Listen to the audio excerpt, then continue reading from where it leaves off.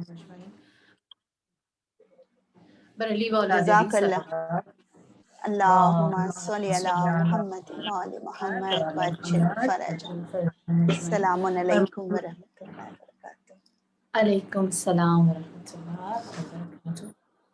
بر محمد و آل محمد صلوات. اللهم صل على محمد و آل محمد وعجل فرجهم اجمعین. برات الشفاوری رحمت للعالمین و امیر المؤمنین سیدۃ النساء العالمین و ائمۃ الطاہرین بآواز بلندتر صلوات. اللهم صل على محمد و آل محمد وعجل فرجهم اجمعین. سورہ فاتحہ. بسم اللہ الرحمن الرحیم. الحمد للہ رب العالمین الرحمن الرحیم مالک یوم الدین ایاک نعبد و ایاک نستعین اهدنا الصراط المستقیم صراط الذین انعمت علیہم غیر المغضوب علیہم ولا الضالین. صدق اللہ العلی العظیم. ایک سورہ فاتحہ اور 3 دفعہ سورہ اخلاص. مرحوم رضا حسین ابن مختار حسین، مرحوم مظفر حسین ابن صابر حسین، مرحوم انصر محمد کاظمی ابن اون محمد کاظمی اور جملہ مومنین اور مومنات کے لیے. بسم اللہ الرحمن الرحیم. الحمدللہ رب العالمین الرحمن الرحیم مالک یوم الدین ایاک نعبد و ایاک نستعین اهدنا الصراط المستقیم صراط الذین انعمت علیہم غیر المغضوب علیہم ولا الضالین. بسم اللہ الرحمن الرحیم. قل هو اللہ احد اللہ الصمد لم یلد ولم یولد ولم یکن له کفوا احد. بسم اللہ الرحمن الرحیم. قل هو اللہ احد اللہ الصمد لم یلد ولم یولد ولم یکن له کفوا احد. بسم اللہ الرحمن الرحیم. قل هو اللہ احد اللہ الصمد لم یلد ولم یولد ولم یکن له کفوا احد. صدق اللہ العلی العظیم. اللهم اغفر للمؤمنين والمؤمنات والمسلمين والمسلمات الأحياء منهم والأموات. تابع بيننا وبينهم بالخيرات إنك مجيب الدعوات إنك على كل شيء قدير. صلوات. اللهم صل على محمد وآل محمد وعجل فرجهم أجمعين. أعوذ بالله من الشيطان الرجيم. بسم الله الرحمن الرحيم. الحمد لله الذي لا يحصي نعماه العادون ولا يؤدي حقه المجتهدون الذي ليس لصفته حد محدود ولا نعت موجود ولا أجل ممدود فطر الخلائق بقدرته ونشر الرياح برحمته.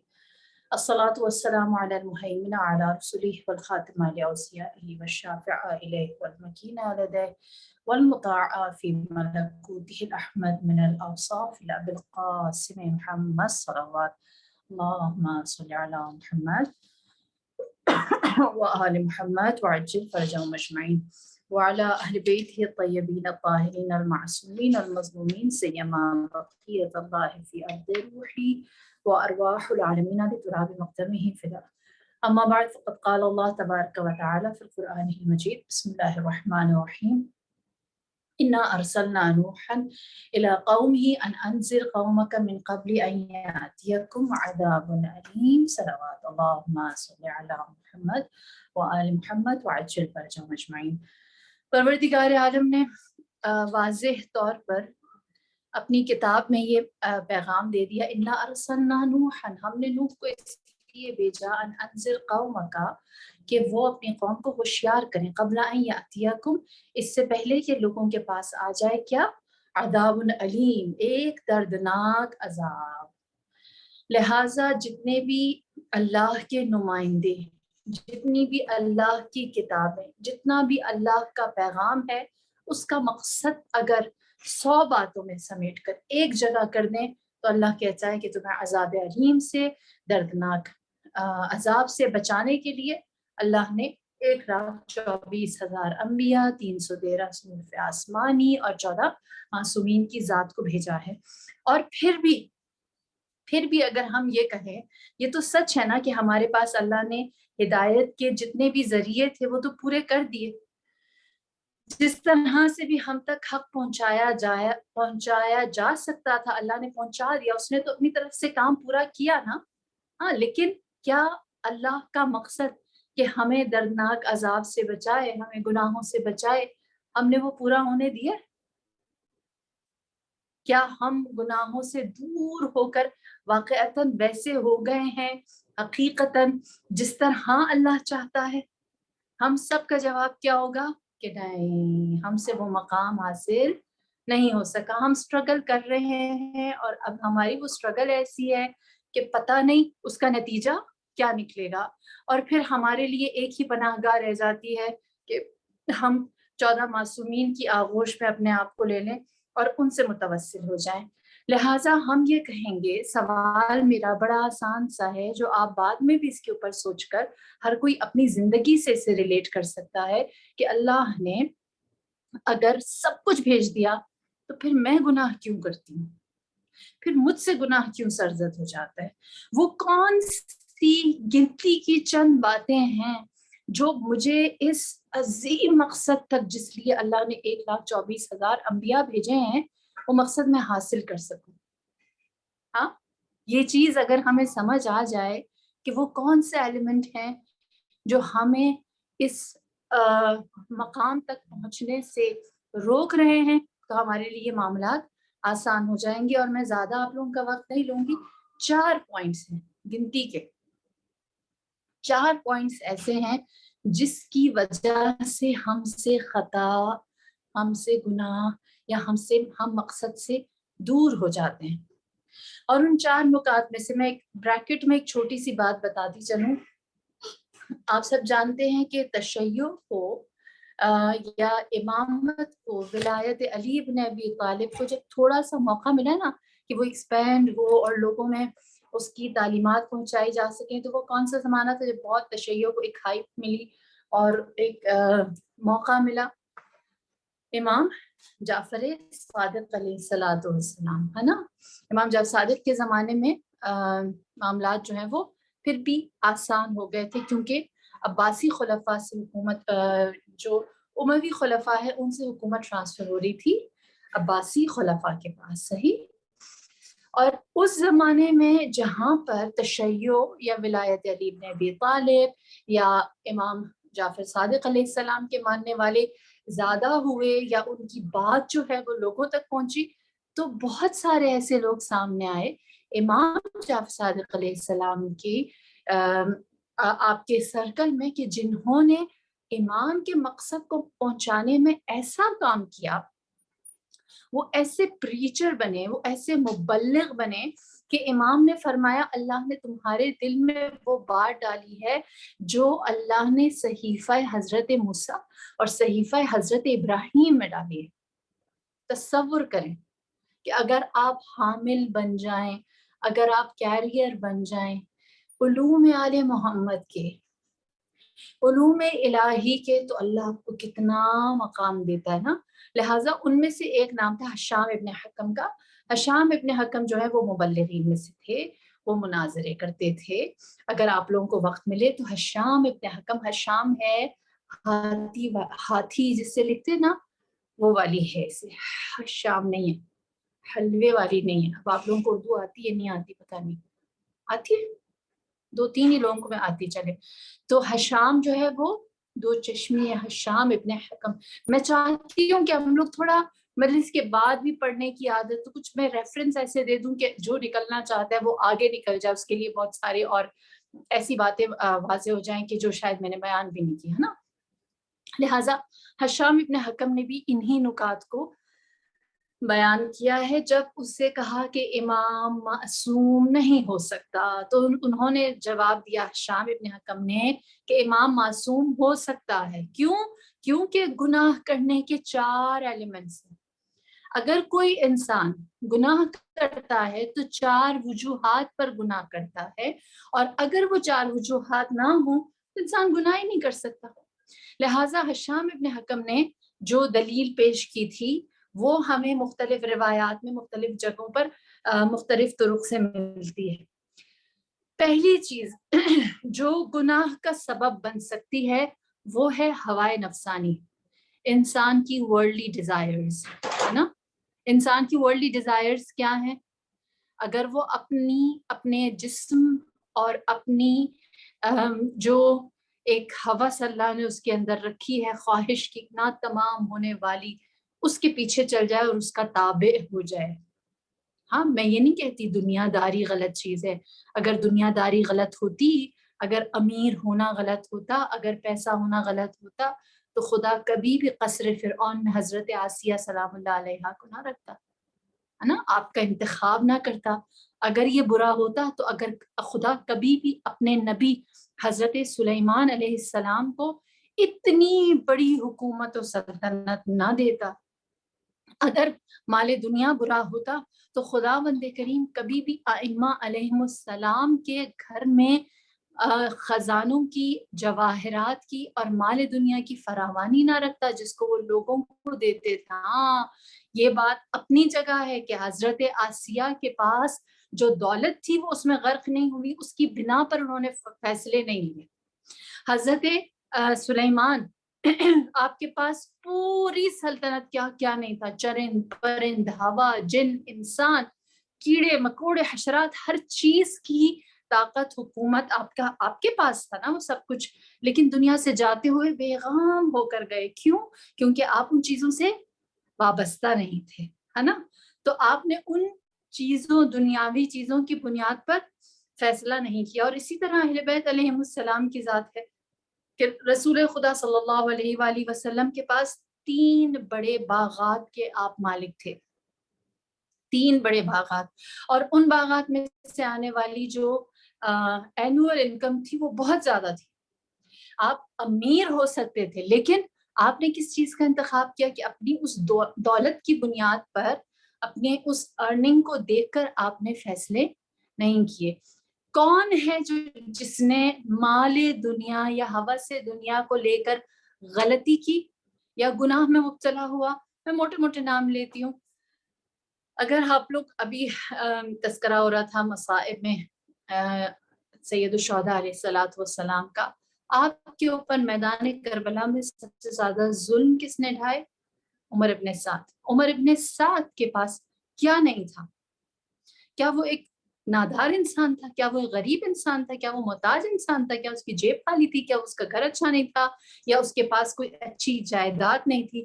سب کچھ موجود تھا، لیکن اور ہوس اور وہ کیا چاہتا تھا کہ میں ایک کمانڈر سے ایک گورنر بن جاؤں اور ایک رے کی حکومت۔ دیکھیں، مال دنیا، ہوس دنیا، نہ ختم ہونے والی یہ خواہشات، کبھی نہ ختم ہونے والے یہ سلسلے، کہ اس نے ایک رے کی حکومت کی خاطر قتل سید الشہداء کی۔ یہ ہوس دنیا ایسی ہے، کہتے ہیں کہ سکندر اعظم جس نے دنیا کا بہت بڑا حصہ فتح کیا تھا، سکندر اعظم سے پوچھا اس کے مشیر نے، جب انہوں نے کہتے ہیں کہ ایران کو فتح کر لیا اور وہ ایک ایسے حصے میں آ گیا جہاں دنیا کا بیشتر حصہ اس کے اختیار میں تھا، اور اس نے اس سے آگے چڑھائی کا فیصلہ کیا، تو جب اس نے آگے چڑھائی اور فتوحات کا سلسلہ شروع کرنا چاہا تو اس کے غلام نے، جو اس کا مشیر تھا، اس نے پوچھا اور کہا، سکندر اعظم بادشاہ سلامت، اگر ہم اس سے آگے جائیں گے، اس سے زیادہ فتوحات حاصل کریں گے، جگہوں کو اپنے قبضے میں لے لیں گے، تو اس کے بعد کیا ہوگا؟ اس نے کہا اس کے بعد یہ ہوگا کہ پوری دنیا پر میری حکومت ہوگی۔ تو اس نے کہا اس کے بعد کیا ہوگا؟ اس نے کہا اس کے بعد میں لوگوں کو اپنے اختیار میں کرتا رہوں گا۔ پوچھا اس کے بعد کیا ہوگا؟ اس نے کہا اس کے بعد کچھ نہیں ہوگا۔ تو کہا پھر تو اس کا مطلب یہ ہے کہ اتنی زیادہ تگ و دو کرنے کے بعد آپ کو کیا ملے گا؟ کچھ نہیں۔ تو جو دنیا کی ہوس میں رہتا ہے وہ ہمیشہ اپنے فیصلوں میں گناہ لے آتا ہے۔ ہاں، اب ہمارے لیے اس ہوس کی ڈیفینیشن مختلف ہو جاتی ہے۔ ہو سکتا ہے کہ میں اپنی بات کروں، میں ذاکرہ ہوں نا، مجلسیں پڑھتی ہوں، مجھے یہ ہوس ہو کہ میری مجلس میں زیادہ لوگ آئیں، میری مجلس کا زیادہ شوشہ ہو، میری تعریفیں زیادہ ہوں، لوگ زکیہ کریں، اور اس بنیاد پر اگر میں مجلس پڑھوں تو میں نے مجلس پڑھی یا اپنی ہوس کو رام کیا؟ ہاں، تو میرے لیے وہ ہوس نہ رے کی حکومت ہوگی اور نہ سکندر اعظم جیسی فتوحات ہوں گی۔ یہ ممبر یہیں سے ہی ہوس آ سکتی ہے، یہیں سے ہی میں اپنی ہوس کا شکار ہو کر اپنے ثواب کو ختم کر سکتی ہوں۔ لہٰذا یہ ہم سب کو دیکھنا ہے کہ ہماری زندگیوں میں یہ ہوس کہاں ہے، ہم اس سے کس طرح سے اپنے آپ کو گمراہ کر دیتے ہیں۔ اتنا خوبصورت کام مجلس پڑھنا، اس سے بہتر کوئی فعل ہو نہیں سکتا. پھر بھی اگر ہوس آ جائے، تصور کریں اگر ہم دنیا کو اس میں لے آئیں، اس کی بنیاد پر فیصلے کرنے شروع کر دیں تو کیا بچتا ہے نا. لہٰذا جو سب سے پہلی چیز ہے وہ ہے ہوس دنیا. انسان جب اپنے فیصلوں میں دنیا داری لے آتا ہے تو اس سے گناہ سرزد ہوتا ہے. ہم اپنے فیصلوں میں بار بار سوچیں ہم دنیا داری لا رہے ہیں، ہم دنیا کے لیے کر رہے ہیں، جسم کے لیے کر رہے ہیں، اپنے نفس کے لیے کر رہے ہیں، یا پھر ہم اپنی روح کے لیے کر رہے ہیں، اپنے تزکیے کے لیے کر رہے ہیں، ہم عبادت کو عبادتاً سمجھ کے کر رہے ہیں، تو پھر ہمارا فیصلہ جو ہے وہ گناہ سے دور ہو جائے گا. دوسری چیز جو ہمیں گناہ کی جانب راغب کر سکتی ہے وہ ہے حسد، جیلسی جو ہے اس نے ایک عبادت گزار جن کو شیطان میں بدل دیا. حسد تھا نا، یہ مٹی سے بنا ہے اور میں آگ سے، میرا مقام زیادہ ہے اور اس کا کمتر، میں کیسے اس کو سجدہ کروں. لہٰذا اس بنیاد پر شیطان نے، حسد کی بنیاد پر شیطان نے اپنی 40,000 یا 70,000 سال سے زیادہ عبادت کو ختم کر دیا. اور اس کا ایک فیصلہ، دیکھیے ایک فیصلہ ہوتا ہے، ایک عمل ہوتا ہے جو آپ کی تاریخ، آپ کی زندگی، آپ کی عبادات، آپ کی طاعات کو ختم کر دیتا ہے. اور ایک فیصلہ ہوتا ہے جو آپ کی تمام گناہوں کو بھی ختم کر دیتا ہے. ایک فیصلہ جو آپ کی، جیسے شیطان کا ایک فیصلہ یہ تھا کہ میں نے آدم کو سجدہ نہیں کرنا، کہاں گئی اس کی 70,000 سال کی عبادت؟ ختم نا، ختم ہو گئی، اس کا کوئی حساب کتاب نہ رہا، سب اس نے اپنے ایک فیصلے سے ختم کر دیا. اور ایک فیصلہ جناب حر علیہ السلام کا تھا.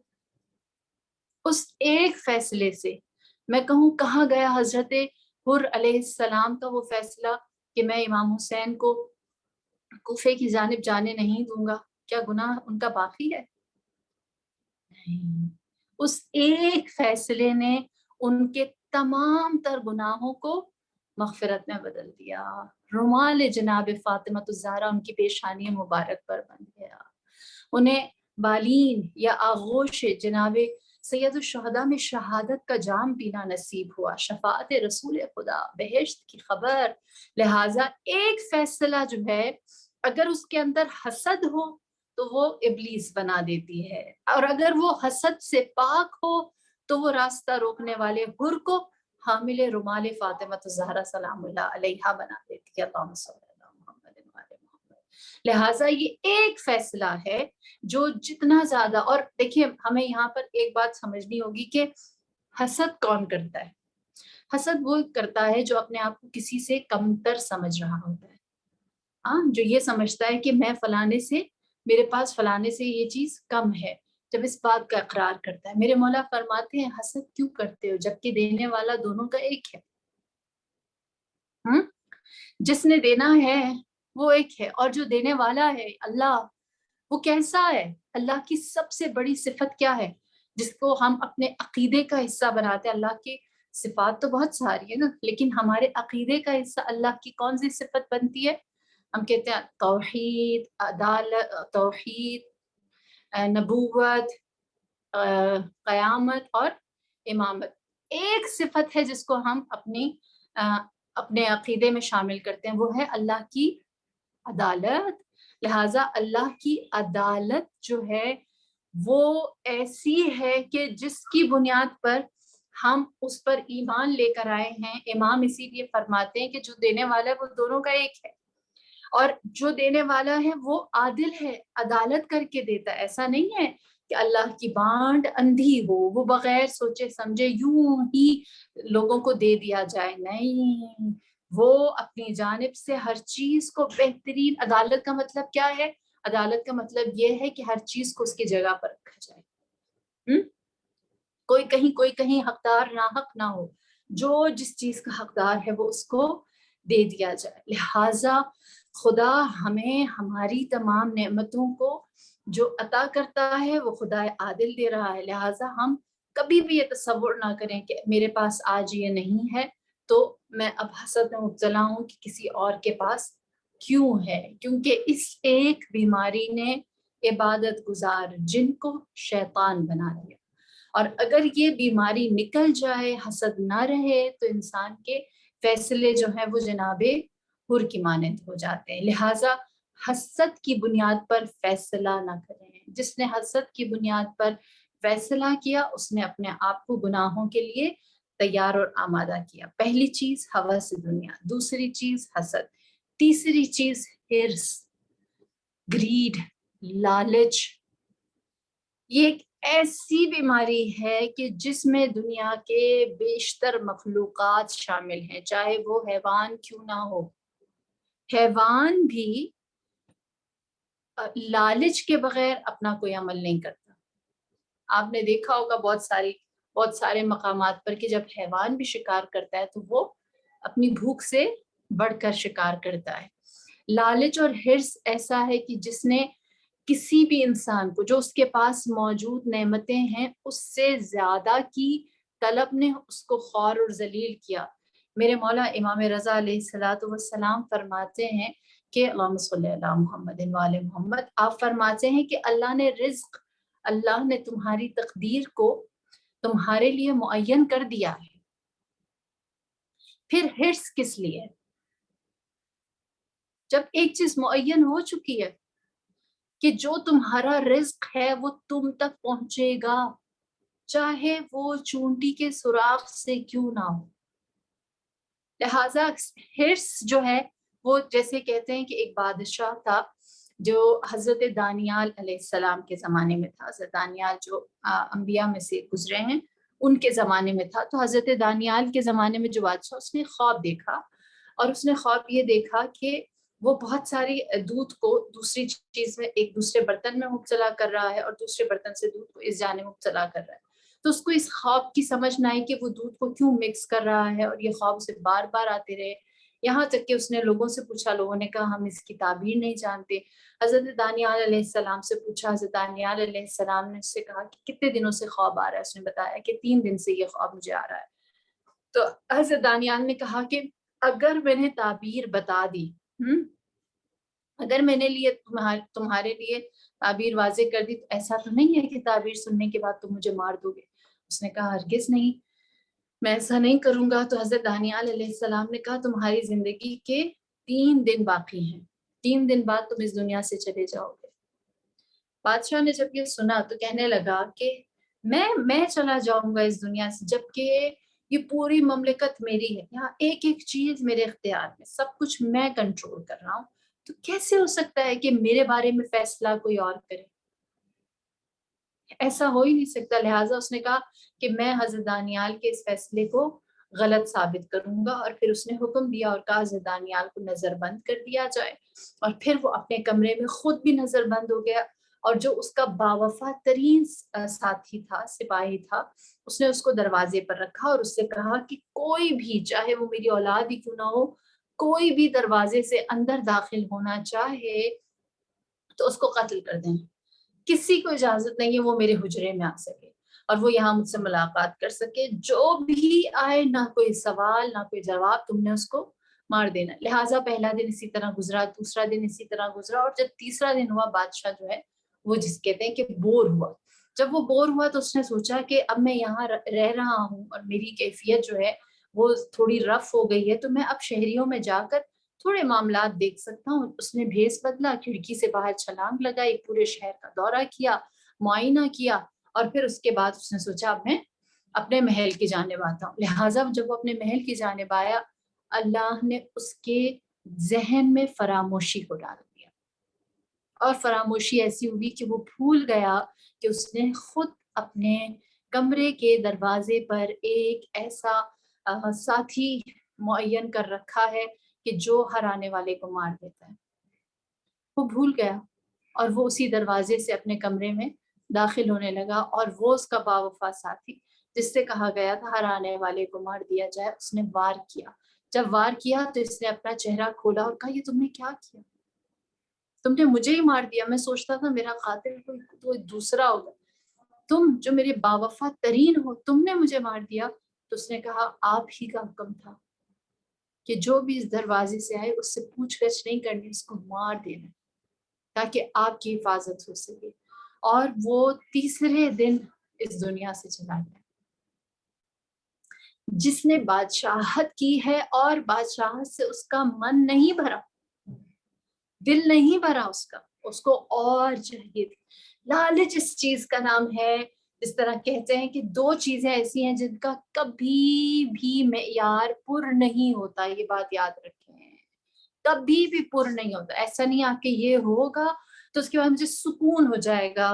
فرمایا کہ دو چیزیں ہیں جو کبھی سیر نہیں ہوتی، ایک انسان کی ہوس اور طمع، انسان کی خواہشات اور اس کا لالچ کبھی بھی ختم نہیں ہوتا۔ جتنا دو اور بڑھتا رہتا، اور طلب کرتا رہتا، اور زیادہ اس کی خواہشات کے اینگلز، انداز، طریقے اور نام بدل جاتے ہیں، لیکن اس کے اندر حرص باقی رہتا۔ اور دوسری چیز فرمایا جو کبھی بھی نہیں بھرتا، وہ ہے جہنم کا پیٹ، جس میں جتنے جہنمی ڈال دیے جائیں گے، جہنم کہے گی اور چاہیے اور چاہیے اور سوال کریں گے۔ لہٰذا جب ہم ہوس کی بیماری میں مبتلا ہونے کی بات کرتے ہیں نا، تو یاد رکھیں کہ یہ بیماری جو ہے یہ ہمیں کھا جائے گی، لیکن اس نے ہمارے شکم کو سیر ہونے نہیں دینا، اس سے ہماری سیرابی نہیں ہو سکتی۔ اور جس نے بھی اپنے آپ کو اس ہوس میں، چاہے وہ بادشاہ کیوں نہ ہو، چاہے وہ کتنا بڑا سلطنت کرنے والا صاحب اختیار، جو جی میں آئے، جو من میں آئے، جس طرح سے چاہے اس کو پورا کرنے والا، اس کا سوال ہی نہیں پیدا ہوتا۔ اور پھر اس کے بعد آخری چیز جو انسان کے فیصلوں میں گناہ کو لے کر آتی ہے، وہ ہے غصہ۔ غصہ جو ہے وہ ایسی کیفیت ہے کہ امام فرماتے ہیں کہ جب انسان غصے میں ہوتا ہے تو شیطان کے ہاتھ میں جیسے بال ہے، اس کی کیفیت ایسی ہو جاتی ہے۔ اور ہمارے پاس تو میرے خیال میں یہ بات مجھے سمجھانے کے زیادہ کوئی ریفرنسز یا حوالوں کی ضرورت ہی نہیں ہے۔ ہمارے پاس امیر کائنات امیر المؤمنین علیہ الصلوۃ والسلام کی بہترین مثال، جب آپ غصے کی بات کریں نا، اور اللہ نہ کرے غصہ ہماری زندگیوں کو افیکٹ کر رہا ہو، ہمارے فیصلوں کو افیکٹ کر رہا ہو، دیکھیں اتنی ہم بچپن سے سنتے آ رہے ہیں کہ میدان جنگ ہے، آپ کی تلوار کے زیر آپ کا دشمن ہے، اور جیسے ہی وہ آپ کے ساتھ گستاخی کرتا ہے اور آپ کو غصہ آتا ہے، آپ وہیں پر فیصلہ چھوڑ دیتے ہیں۔ ہمارے جیسے چھوٹے چھوٹے ٹوٹے پھوٹے قدم اٹھانے والے کوتاہ علم کم علم لوگوں کے لیے امیر المؤمنین کی زندگی کا یہ چند سیکنڈز پر مبنی فیصلہ کتنی دیر لگی ہوگی اس کا گریبان چھوڑنے میں؟ 2 سیکنڈ نا، 2 سیکنڈ امیر المؤمنین کی ہماری زندگی بدل سکتے ہیں، ہماری زندگی بدل سکتے ہیں۔ ایٹ لیسٹ مجھ جیسوں کی زندگی بدل چکے ہیں، صرف یہ سوچیے کہ مولا نے بڑے سے بڑے موقع پر یاد رکھا کہ یہ اللہ کا کام ہو رہا ہے، اس میں شیطان کو شامل نہیں ہونے دے سکتا، اس میں آگ کو شامل ہونے نہیں دے سکتا۔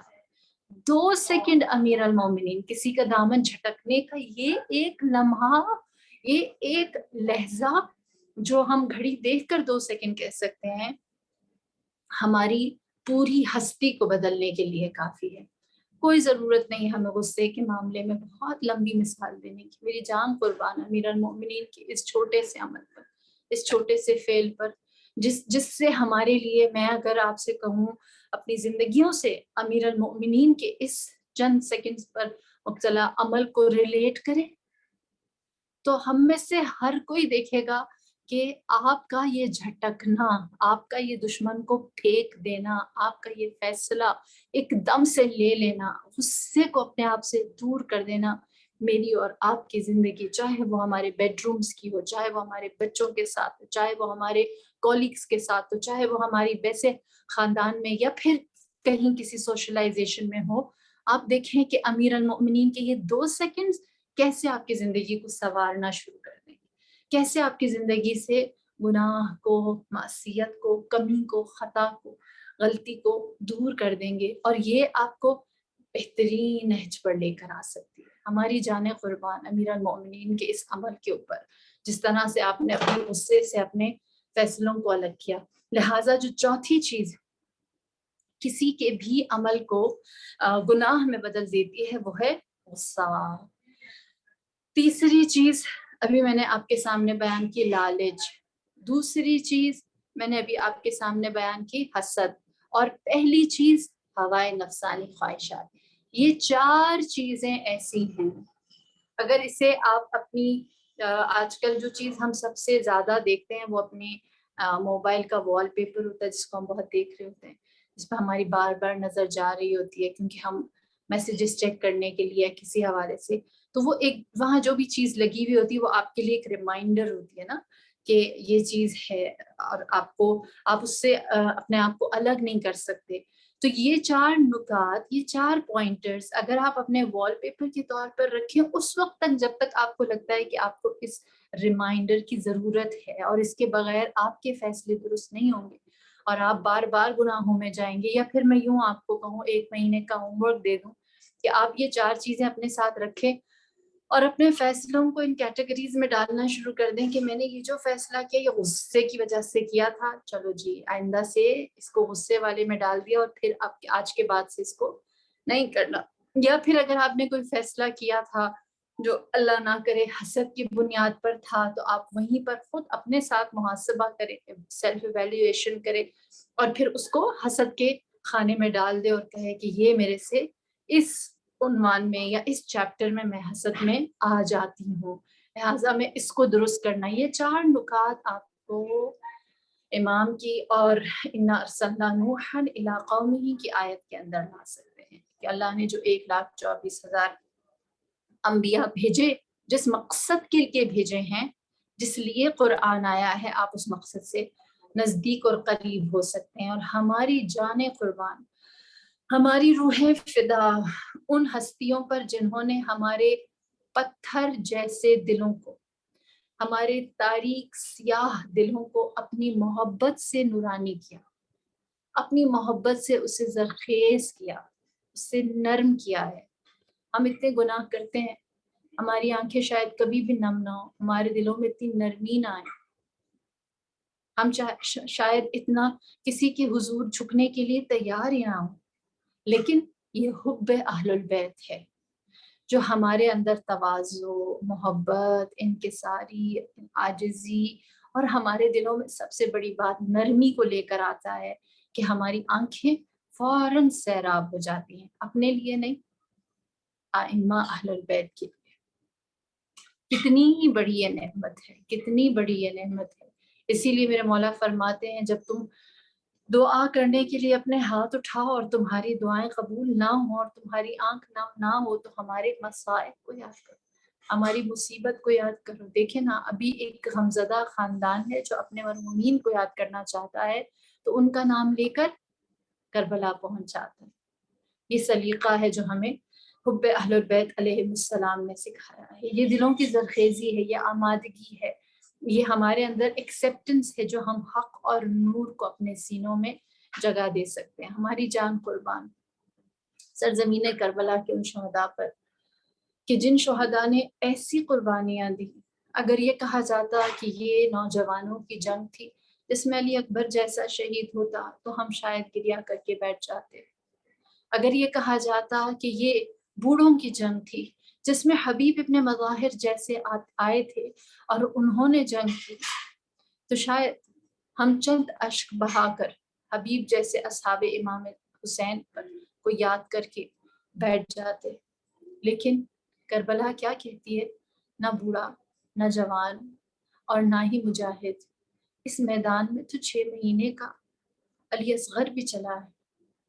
इंसानियत के किस मेयार पे लाकर हम बात करें कि करबला मजलूम है।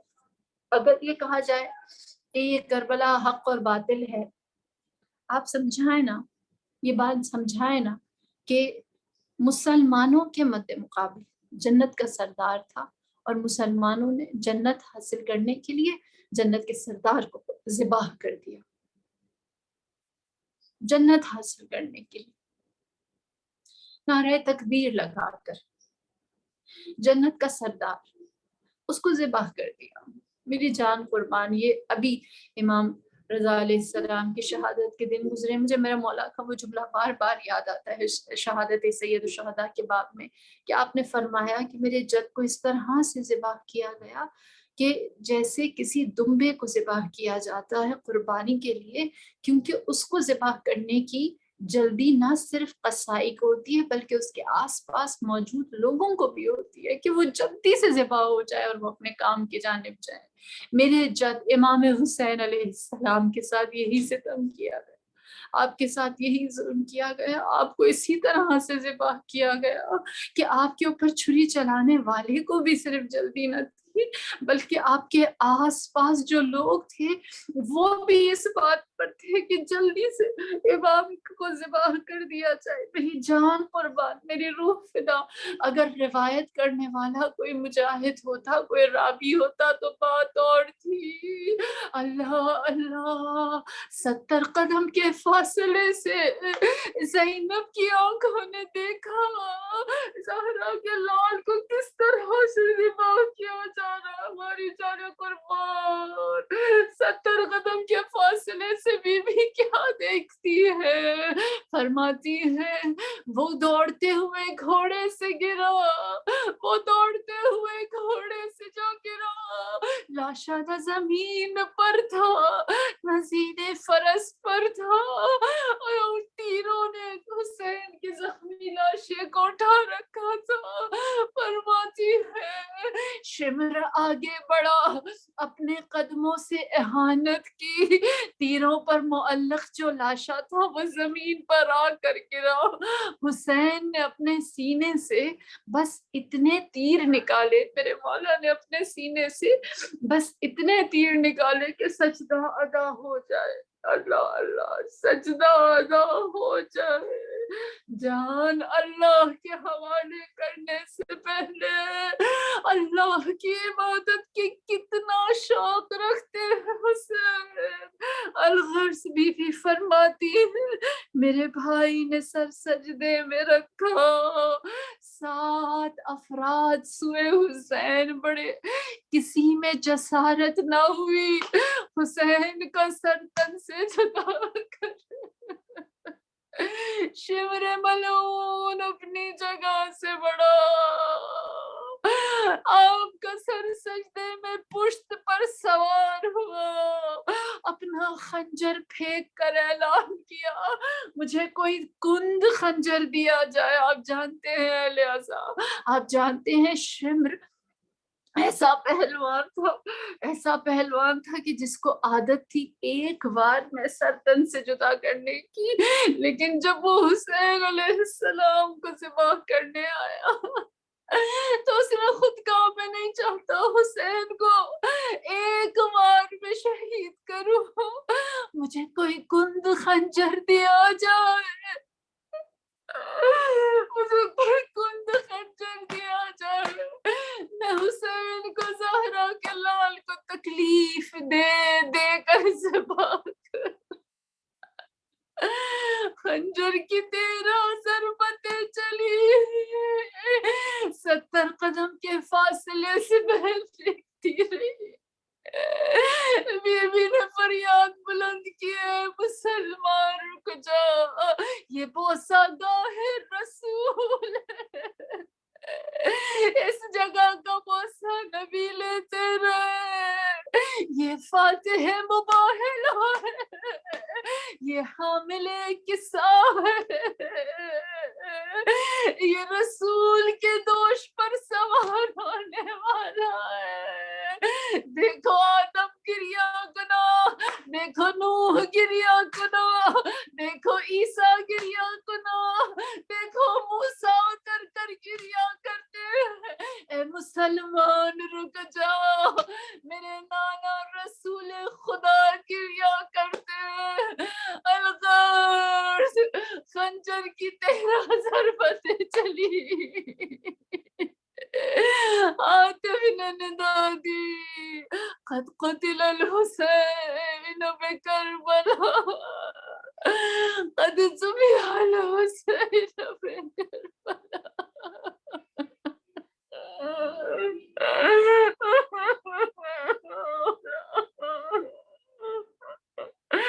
انا للہ وانا الیہ راجعون انا للہ وانا الیہ راجعون رضا بقضائه وتسليما لأمره ألا لعنة الله على القوم الظالمين وسيعلم الذين ظلموا أي منقلب ينقلبون. بسم الله الرحمن الرحيم. اللهم ادخل على أهل القبور السرور. اللهم اغني كل فقير. اللهم اشبع كل جائع. اللهم اكس كل عريان. اللهم اقض دين كل مدين. اللهم فرج عن كل مكروب. اللهم ارد كل غريب. اللهم فك كل أسير. اللهم اصلح كل فاسد من أمور المسلمين. اللهم اشف كل مريض. اللهم سد فقرنا بغناك وغير سوء حالنا بحسن حالك وأغننا من الفقر إنك على كل شيء قدير. آمين يا رب العالمين. آمين يا رب العالمين. سورة فاتحة 3 دفعة سورة إخلاص. بسم الله الرحمن الرحيم. الحمد لله رب العالمين الرحمن الرحيم مالك يوم الدين إياك نعبد وإياك نستعين اهدنا الصراط المستقيم صراط الذين أنعمت عليهم غير المغضوب عليهم ولا الضالين. بسم الله الرحمن الرحيم. قل هو الله أحد ولم يولد ولم يكن له كفوا أحد. بسم الله الرحمن الرحيم. قل هو الله أحد الله الصمد لم يلد ولم يولد ولم يكن له كفوا أحد. بسم الله الرحمن الرحيم. قل هو الله أحد الله الصمد لم يلد ولم يولد ولم يكن له كفوا أحد. صدق الله العلي العظيم. اللهم اغفر للمؤمنين والمؤمنات والمسلمين والمسلمات الأحياء منهم والأموات تابع بيننا وبينهم بالخيرات إنك مجيب الدعوات إنك على كل شيء قدير. آمين يا رب. آمين يا رب. بحق محمد وآله الطاهرين. جزاک اللہ خیر کثیرہ خواہر، بہترین پیغام آپ نے دیا. آپ نے اپنے علم سے ہم سب کے دلوں کو منور کیا. پروردگار آپ کے ایک ایک لفظ کے عوض آپ کو اجر عظیم عطا کرے. خواہر آپ نے وقت نکالا اور آپ نے ہمارے مرحومین کے لیے دعائیں کی. بس پروردگار وہی آپ کو اجر عظیم دے سکتا ہے. بس آپ کی محبت. اور جی ہم سب آپ کو دعاؤں میں یاد رکھتے ہیں اور آپ سے گزارش ہے کہ آپ بھی ہم سب کو دعاؤں میں یاد رکھیں اور آپ کے ذریعے سے ہمیں جی خدا کوئی غم نہ دے سوائے غم اہل بیت علیہ السلام کی، اور ہمیں ہمارے مرحومین کا بہترین وارث بنائے انشاءاللہ. الہی امین یا رب العالمین. جزاک اللہ خیر. جزاک اللہ. الحمدللہ.